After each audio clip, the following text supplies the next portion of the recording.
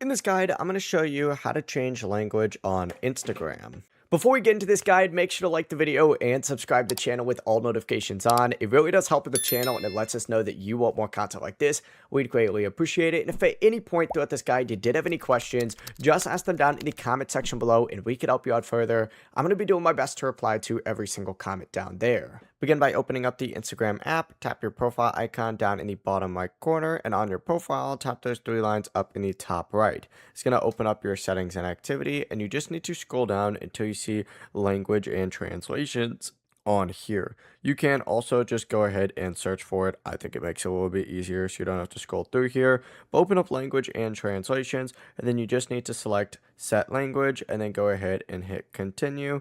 It'll redirect you and you need to just go ahead and choose the language that you want Instagram to use. The process really is as simple as that. Most of the times it uses your location, so you might have to turn that off. You could also set a preferred language as well. It's completely up to you.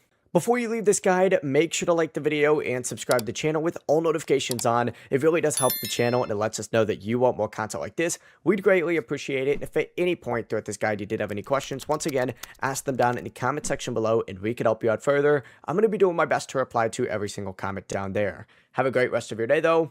Peace.